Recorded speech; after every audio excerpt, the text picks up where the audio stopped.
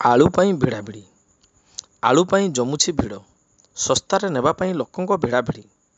हाँ दर्शक बंधु, किछि मास आगरू पड़ोशी राज्य पश्चिमबंग आलू पाई कटकणा लगाइथिला। तेबे परिस्थिति मुकाबिला पाई ओडिशा सरकार अन्य राज्यरू आलू आनी ओडिशा को जगाउथिले। फଳରେ आलू दर आकाश छुआं होइतिला। आउ सेतेबेले बजार रे आलू दर किलो प्रति 50 ରୁ 60 टंका मिलुला।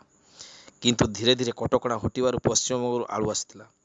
तेबे दरदाम धीरे धीरे ह्रास पाई आलू किलो पिछा एवं 18 ରୁ 20 टंका रही।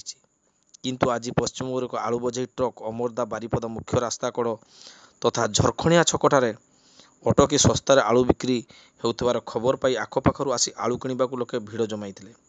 तेबे वर्तमान बजार रे आलू 50 केजी बस्तार दाम 750 टंका रही बेले आज मात्र 400 टंकार 50 केजी आलू मिले दिया जाइछि।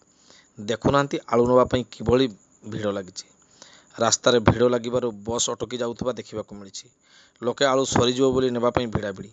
किए 2 बस्ता आलू तो नेउछि तो किए 4 बस्ता, किए घर पाई नेउछि तो किए दुकान रखी बिकवा पाई नेउछन्ति।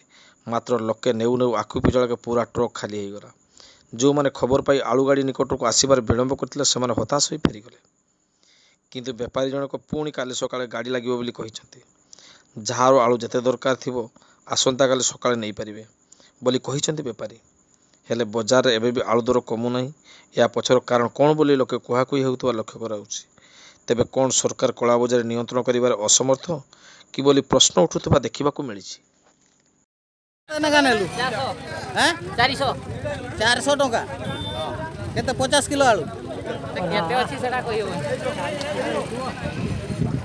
जो आलू बस्ता ए जो आलू ट्रक ता आसिला कोउटू वेस्ट बेंगल आज्ञा वेस्ट बेंगल आनले आपण केमिति दउछंती आलू केते बस्ता आलू आस्तिला आलू हमर 400 पैकेट आस्तिला 400 टका लेखा पूरा हम दउ केते वर्ष आस्तिला केते बस्ता 400 बस्ता केमिति आपण सस्ता रे आलू दउछंती मार्केट रे एते रेट अछि।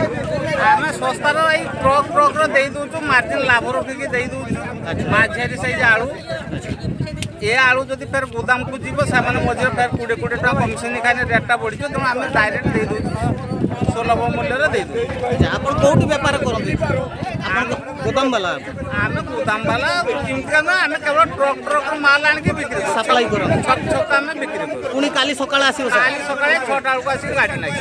धन्यवाद धन्यवाद।